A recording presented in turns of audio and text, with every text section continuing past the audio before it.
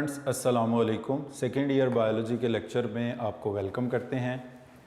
Dear students, आज हम start करेंगे चैप्टर नंबर 21 जिसका टाइटल है सेल साइकिल का।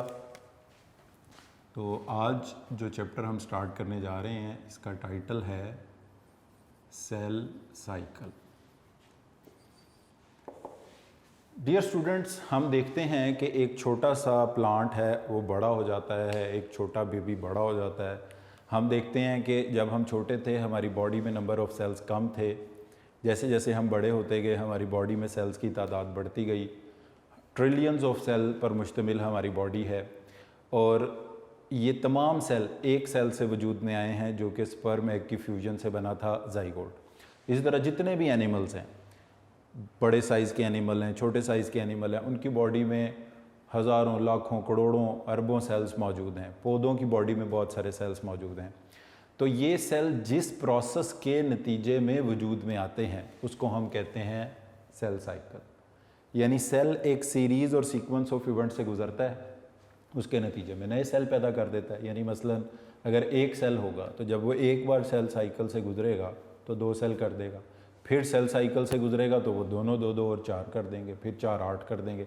तो सेल साइकिल वो प्रोसेस है जिसके नतीजे में सेल्स अपनी तादाद को बढ़ाते हैं। अब ये जो सेल साइकिल है ये किसी रैंडम इवेंट्स पर मुश्तमिल नहीं होता। Cell cycle is a series of events. ये एक सीरीज़ और सीक्वेंस ऑफ इवेंट्स पर मुश्तमिल है जो कि मेनली 3 चीज़ों पर मुश्तमिल होती है। जैसे ही सेल बनता है उसका सेल साइकिल स्टार्ट हो जाता है। सबसे पहले जो सेल में चेंजेस आते हैं वो ये होते हैं कि पीरियड ऑफ ग्रोथ, सेल के अंदर ग्रोथ होती है, सेल के साइज़ बढ़ता है, सेल के अंदर माइटोकॉन्ड्रिया हैं तो उनकी तादाद बढ़ती है, राइबोसोम्स हैं तो उनकी तादाद, एंजाइम की, प्रोटीन की, जो भी सेल की ग्रोथ के लिए चीज़ें रिक्वायर हैं वो उसमें पैदा होती हैं। उसके बाद एक बहुत ही अहम इवेंट होता है, वो होता है replication of DNA. Replication of DNA, cell बड़ा हो जाता है, एंजाइम बना लेता है, राइबोसोम, प्रोटीन, आरएनए, डीएनए और इस तरह मतलब जो ये चीज़ों को इकट्ठा कर लेता है। जब डीएनए डबल होता है, रेप्लिकेशन का मतलब होता है डीएनए से डीएनए बनना। डीएनए दुगना हो जाता है, डीएनए डबल हो जाता है, जेनेटिक इन्फॉर्मेशन डबल हो जाती है। तो इस प्रोसेस को कहते हैं रेप्लिकेशन। उसके बाद होती है सेल डिवीजन। सेल डिवाइड करता है और डॉटर सेल्स बना देता है। तो डियर स्टूडेंट, सेल साइकिल की डेफिनेशन क्या बनेगी? Cell cycle is a series और sequence of events which involves the period of growth. Number 1, सबसे पहले जो सेल बना है, जैसे ही कोई सेल वजूद में आया है उसका सेल साइकिल स्टार्ट हो गया। सबसे पहले उस सेल के अंदर ग्रोथ के चेंजेस आएंगे। जब उसमें ग्रोथ के चेंजेस अकम्प्लिश हो जाएंगे तो वो अपने डीएनए को दुगना कर लेगा, डबल कर लेगा, डीएनए से डीएनए बनेगा, जिसको हम बोलते हैं रेप्लिकेशन ऑफ डीएनए। जब रेप्लिकेशन ऑफ डीएनए हो जाएगी तो सेल्स से नए डॉटर सेल्स बन जाएंगे, जिस प्रोसेस को हम कहेंगे सेल डिवीजन। तो डियर स्टूडेंट, सेल साइकिल की ये डेफिनेशन है। इस डेफिनेशन को आप बुक से भी कंसल्ट कर लें। The cell undergoes a series और sequence of changes which involves number 1 period of growth, number 2 replication of DNA, number 3 cell division. These all sequence of events collectively known as cell cycle. इन तमाम sequence of events को मजमूई तौर पर कहा जाता है cell cycle. Dear student, cell cycle को समझने के लिए हम इसको मुख्तलिफ इंटरवल्स ऑफ टाइम के अंदर डिवाइड कर देते हैं। तो सेल साइकिल को डिवाइड किया जाता है 2 मरहलों के अंदर। पहले मरहले को इसके कहते हैं interphase. The first phase of cell cycle is known as interphase. Interphase को आप नॉन डिवाइडिंग फेज भी कह सकते हैं। नॉन डिवाइडिंग फेज कह दें, इंटरफेज कह दें, एक ही बात है। और ये वो फेज है जिसमें सेल अपना 90% टाइम कंज्यूम करेगा। यानी अगर सेल साइकिल में 24 घंटे लगते हैं तो उसमें से 90% टाइम सेल कौन सी फेज़ में गुजारेगा, नॉन डिवाइडिंग फेज़ में गुजारेगा। जितना भी अगर 100 मिनट लगते हैं तो 90 मिनट्स गुजारेगा। तो इंटरफेज़ लॉन्गेस्ट फेज़ है, इंटरफेज़ जो है वो सबसे लेंथी फेज़ है। इसको मिसलीडिंगली इनिशियली लोग इसको कहते थे रेस्टिंग फेज़, क्योंकि वो समझते थे इसके अंदर सेल में कोई चेंज नहीं आता। तो मिसलीडिंग नेम है इसका, रेस्टिंग फेज़ इसको कहा जाता था, बट ये बेटर इसके लिए क्या है, इंटरफेज़। बाद में पता चला it is a phase of high metabolic activity. इसके दौरान बहुत ज़्यादा मेटाबॉलिक एक्टिविटीज़ होती हैं और इस वजह से इसका नाम चेंज करके रेस्टिंग फेज़ से इंटरफेस कर दिया गया। इसको मज़ीद 3 मरहलों में डिवाइड किया जाता है। Interface is further divided into 3 phases. पहली फ़ेज़ को इसकी कहते हैं G1 फेज़। G1 फेज़ का मतलब होता है गैप 1 फेज़। G1 फेज़ का मतलब है gap, G stands for gap. अच्छा, क्योंकि ये फेज़ जो है माइटोटिक फेज़ से माइटोटिक फेज़ के बाद आती है। एक तो होगी ना इसकी इंटरफेज़, दूसरी इसकी फेज़ होती है माइटोटिक फेज़, जिसको आप डिवाइडिंग फेज़ भी कह सकते हैं। माइटोटिक फेज़ कह दो, डिवाइडिंग फेज़ कह दो, एक ही बात है। और इसमें 10% सेल साइकिल का टाइम कंज्यूम होता है।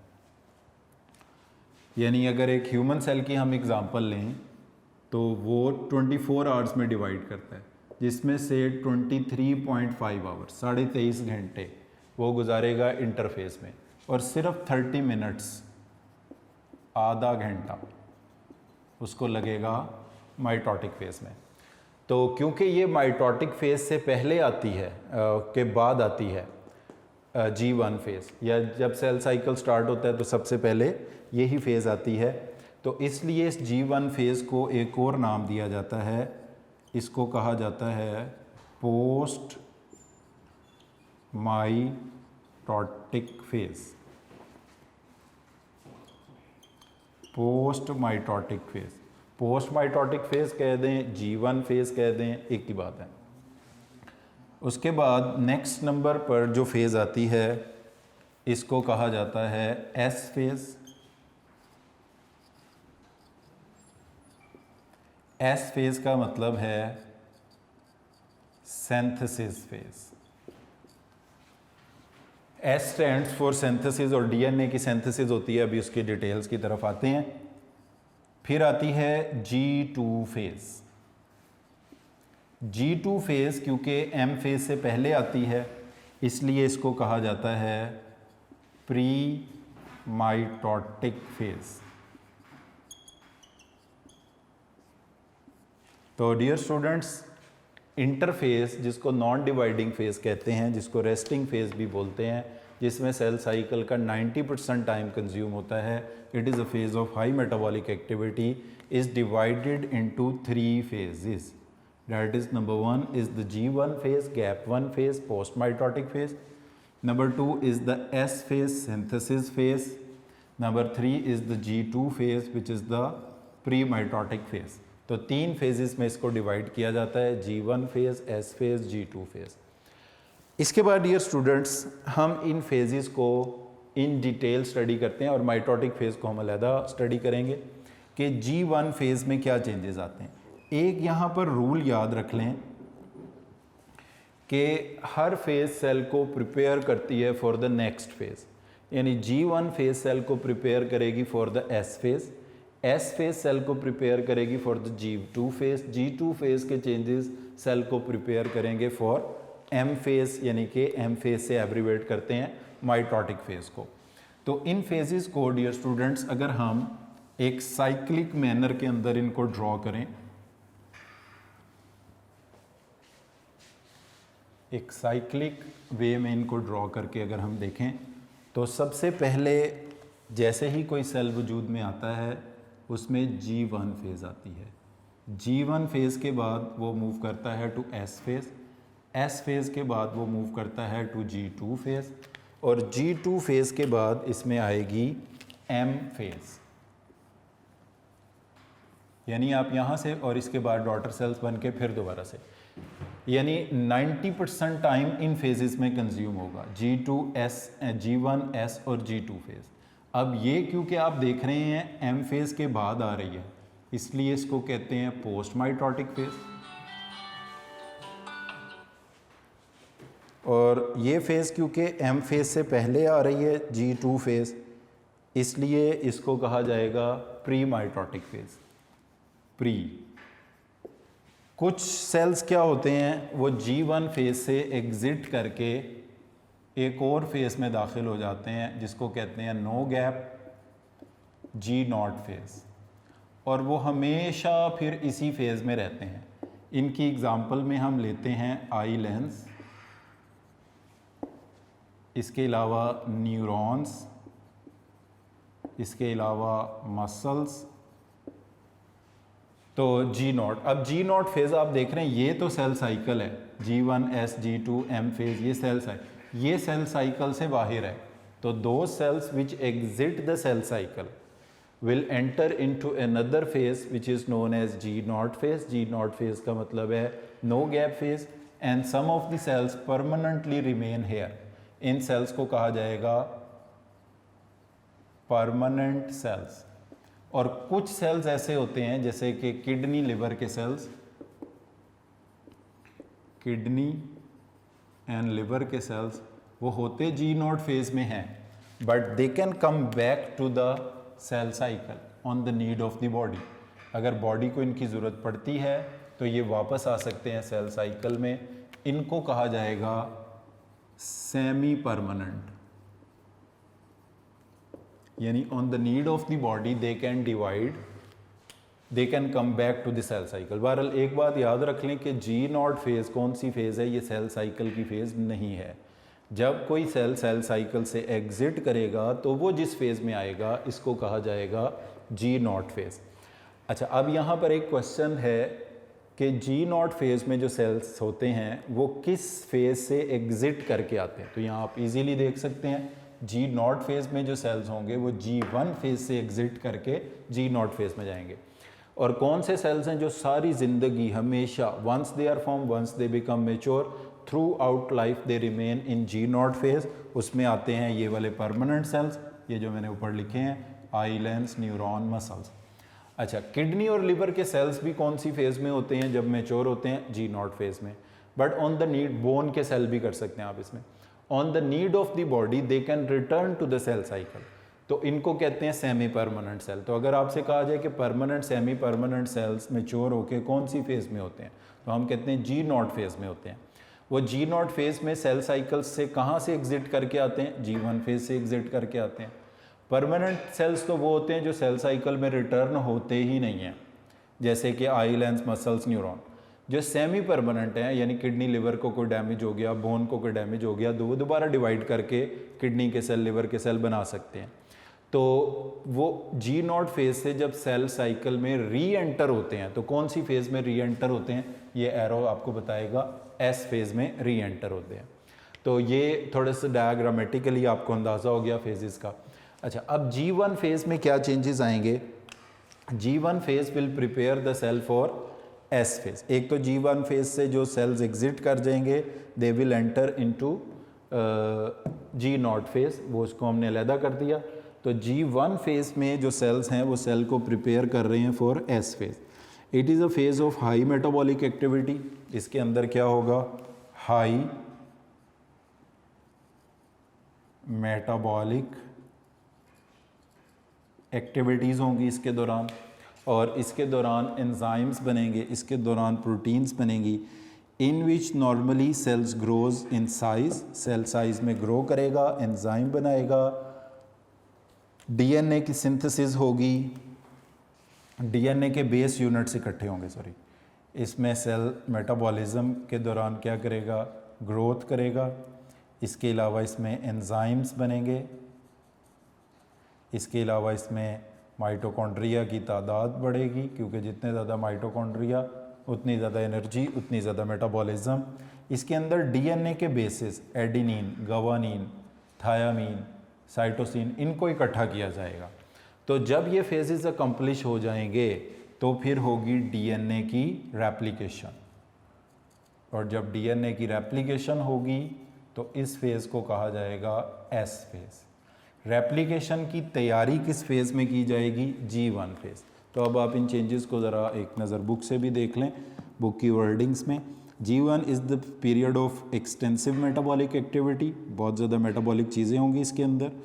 Cell normally grows in size, size में सेल बड़ा होगा, सेल में स्पेसिफिक एंजाइम बनेंगे।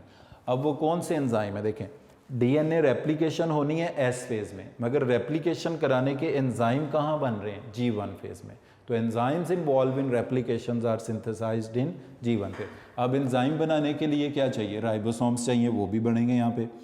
Synthesis and are synthesized DNA bases जो डीएनए को बनाते हैं, एडेनिन, गवानीन, थायामीन, और इसमें चाहिए होते हैं फॉस्फेट ग्रुप्स चाहिए होते हैं, और इसमें और डीएनए के बेसिस चाहिए राइबोज, डीऑक्सीराइबोज, शुगर चाहिए होते हैं, are accumulated in for DNA से। पोस्ट माइटोटिक फेज़ भी इसको कहते हैं। इससे अगर सेल एग्जिट करे तो वो G0 फेज़ में आ जाता है। रिमेन डेज, वीक्स, मंथ्स और even years in this phase, जैसे कि नर्व सेल्स, आई लेंस के सेल्स सारी ज़िंदगी इसमें रहते हैं। Even life time of the organism without proliferating further, बगैर डिवाइड किए। Following the G1 phase is S phase. G1 phase के बाद एस फेज़ है, during which DNA is synthesized and the chromosome number is double. अब dear student, ये जो book में एक लाइन लिखी है, ये लाइन गलत है टेक्निकली।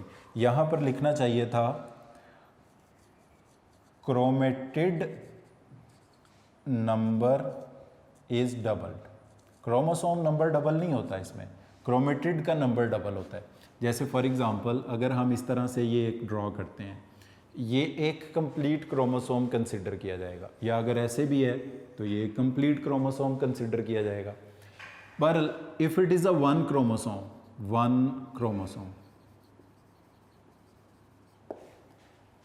अगर ये वन क्रोमोसोम है, अब ये बड़ी अहम बात है, आपने अच्छी तरह इसको समझ लेनी है। If it is a one chromosome and it has one chromatid, इसमें वन क्रोमेटिड है, तो इसमें वन डीएनए का मॉलिक्यूल होगा, एक डीएनए का मॉलिक्यूल होगा। यानी इस तरह की शेप का, फॉर एग्जांपल इस तरह की शेप का अगर एक क्रोमोसोम है, ये एक क्रोमोसोम है, इसमें एक क्रोमेटिड है, इसमें एक डीएनए का मॉलिक्यूल है। जब ये एस फेज से गुजरेगा तो इसमें बन जाएंगे सिस्टर क्रोमेटिड्स। ये पूरे का पूरा मैंने कहा आपको एक क्रोमोसोम और एक क्रोमेटिड था और एक डीएनए का। जब ये इस तरह का हो जाएगा तो इसको हम कहेंगे, अब ये क्या है, अब भी ये वन क्रोमोसोम ही है, क्रोमोसोम एक ही है, मगर इसके पास सिस्टर क्रोमेटिड्स हैं।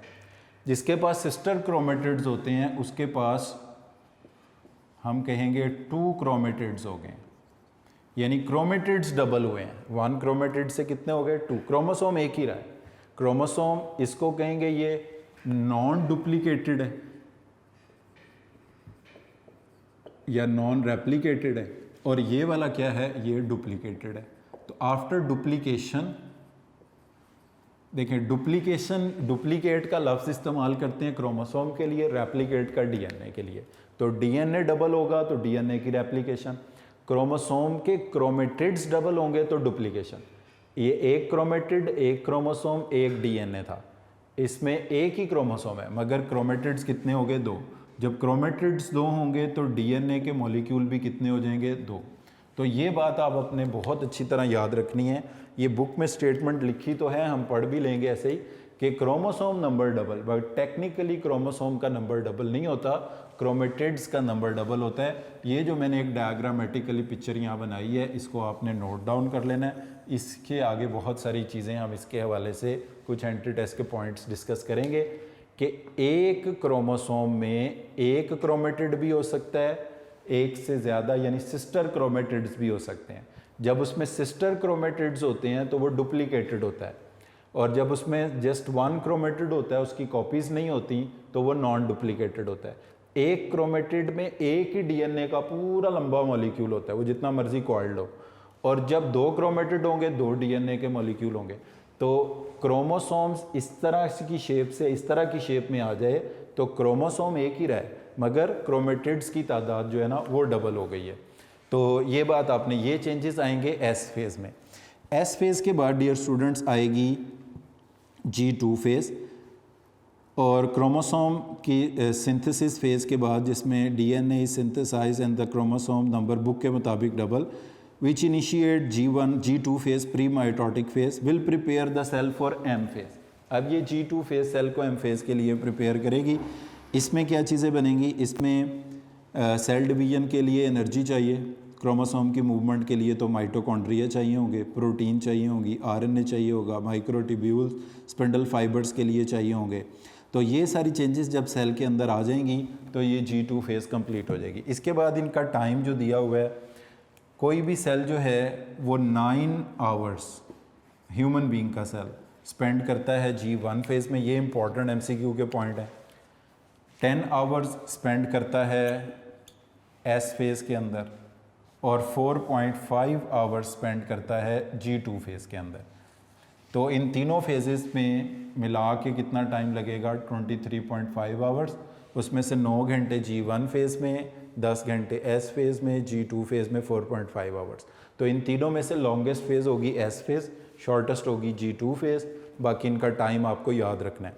और 30 मिनट सिर्फ लगेंगे M फेज़ में। तो पूरे सेल साइकिल का जो टाइम है वो है 24 आवर्स का, उनमें से 23.5 आवर्स टाइम है इन तीनों का मिला के इंटरफेस का, और 30 मिनट का टाइम है M फेज़ का, माइटोटिक फेज़ का। एक यहाँ पे MCQ का पॉइंट दिया हुआ, ये ह्यूमन सेल था 24 आवर्स का। यीस्ट अपना सेल साइकिल कितने टाइम में कंप्लीट करता है, तो यीस्ट डियर स्टूडेंट्स अपना सेल साइकिल कंप्लीट करता है जस्ट 90 मिनट्स में। तो ये चीज़ें अक्सर MCQ के अंदर आ जाती हैं कि यीस्ट अपना सेल साइकिल कितने टाइम में कंप्लीट करता है, 90 मिनट्स में। ह्यूमन बीइंग कितने में कंप्लीट करता है, 24 आवर्स में।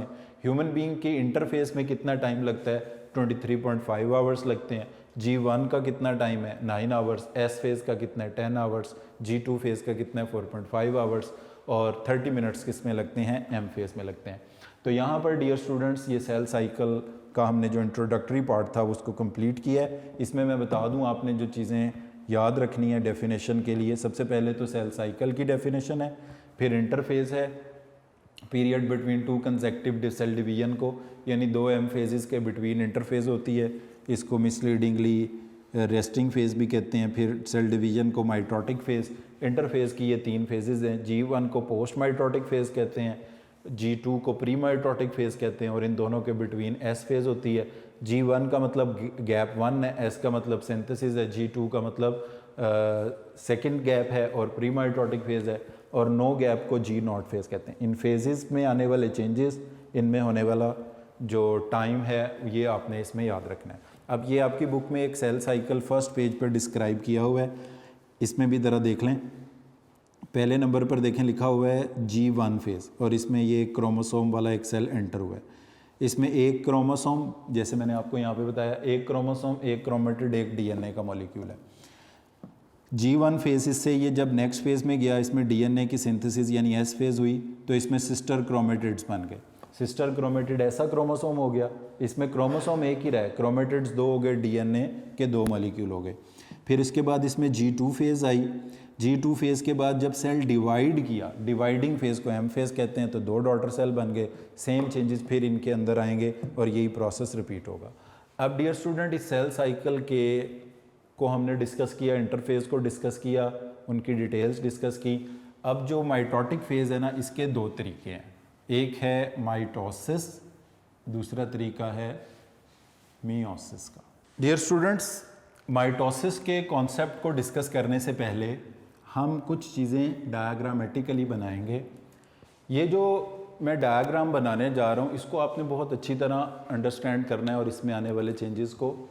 तो इसमें सबसे पहली चीज़ है कि आपको कैसे पता चलेगा कि सेल माइटोटिक फेज़ में है या इंटरफेज़ में है। तो अगर कोई सेल इस तरह से हमें नज़र आता है जिसके अंदर न्यूक्लियर मेम्ब्रेन मौजूद है, जिसके अंदर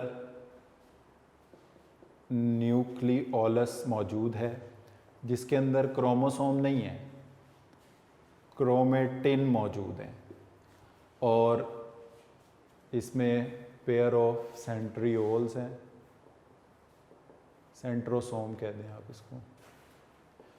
अब इस सेल को अगर आप देखें, ये तस्वीर आप बना भी लें, ये इंटरफेज है। अब इसकी क्या पहचान है, देखें इस फेज़ में आपको न्यूक्लियर इन्वेलप इंटैक्ट कायम नज़र आ रहा है, इस फेज़ में आपको न्यूक्लियोलस नज़र आ रहा है, क्रोमेटिन नज़र आ रहा है, इसमें सेंट्रियोल नज़र आ रहा है। ना तो इसमें स्पिंडल फाइबर बने हुए नज़र आ रहे हैं, ना इसमें क्रोमोसोम नज़र आ रहे हैं, ना इसमें क्रोमोसोम साइटोप्लाज्म में बिखरे हुए हैं। तो इस तरह की शेप का अगर सेल आपको नज़र आता है जिसमें न्यूक्लियस कायम हो, क्रोमेटिन मौजूद हो, न्यूक्लियोलस मौजूद हो, तो ये डेफिनेटली इंटरफेज़ है। अब इसके बाद जो माइटोटिक फ़ेज़ है ना, उसकी कुछ फेजेस की मैं आपको नाम बता देता हूँ, इनकी डिटेल्स हम नेक्स्ट लेक्चर में स्टडी करेंगे। तो डियर स्टूडेंट, जो माइटोसिस है इसको दो मरहलों में डिवाइड किया जाता है। पहले मरहले को इसके कहते हैं कैरियोकाइनेसिस, कैरियन से ये निकला है लफ्ज़, और काइनेसिस का मतलब है डिवीजन। तो कैरियोकाइनेसिस का मतलब होगा डिवीजन ऑफ न्यूक्लियस, यानी कि माइटोसिस की जो पहली फेज़ है वो कैरियोकाइनेसिस है, डिवीजन ऑफ न्यूक्लियस है। इसकी अब 4 फेजेस हैं। पहली फेज़ को इसकी कहेंगे प्रोफेज़, दूसरी फेज़ को इसकी बोलेंगे मेटाफेज़, तीसरी फेज़ को इसकी बोलेंगे एनाफेज़, चौथी फेज़ को इसकी बोलेंगे टीलोफेज़। अच्छा, अब ये कैरियोकाइनेसिस मुकम्मल हो जाएगी। अब इसकी दूसरी फेज़ आएगी जिसको कहा जाता है साइटोकाइनेसिस। अब अक्सर स्टूडेंट्स से जब हम पूछते हैं कि ये साइटोकाइनेसिस क्या है, तो वो कहते हैं डिवीजन ऑफ साइटोप्लाज्म। ऐसा नहीं है, साइटोकाइनेसिस कहते हैं डिवीजन ऑफ होल सेल, पूरा सेल के 2 हिस्सों में डिवाइड हो जाने को कहते हैं। तो डियर स्टूडेंट्स, अगर आपसे कहा जाता है कि माइटोटिक फेज़ को कितनी फेजेस में डिवाइड किया जाता है, तो हम कहेंगे माइटोसिस की 2 फेजेस हैं। कौन कौन सी? Karyokinesis and cytokinesis. कैरियोकाइनेसिस का मतलब है डिवीजन ऑफ न्यूक्लियस, साइटोकाइनेसिस का मतलब है डिवीजन ऑफ होल सेल। यहाँ पे साइटोप्लाज्म को रेफ़र नहीं कर रहा, साइटो सेल को रेफ़र कर रहा है। वैसे भी साइटोलॉजी कहते हैं स्टडी ऑफ सेल स्ट्रक्चर को। तो साइटोकाइनेसिस का मतलब है डिवीजन ऑफ होल सेल। अब कैरियोकाइनेसिस की 4 फेजेस हैं, प्रोफेज़, मेटाफेज़, एनाफेज़, टीलोफेज़।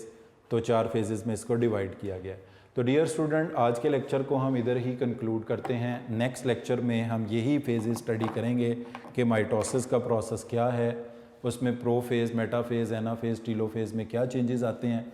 तो आज के लेक्चर में डियर स्टूडेंट हमने सेल साइकिल के कॉन्सेप्ट को स्टडी किया, इंटरफेस को स्टडी किया, इनकी G1, S phase, G2 phase, G0 phase को स्टडी किया, और इनमें होने वाला टाइम और इनमें आने वाले चेंजेस, और थोड़ा सा माइटोसिस का इंट्रोडक्शन किया। नेक्स्ट लेक्चर में हम माइटोसिस की फेजेस को स्टडी करेंगे। तो आज के लेक्चर को हम इधर ही कंक्लूड करते हैं। Thank you very much for today.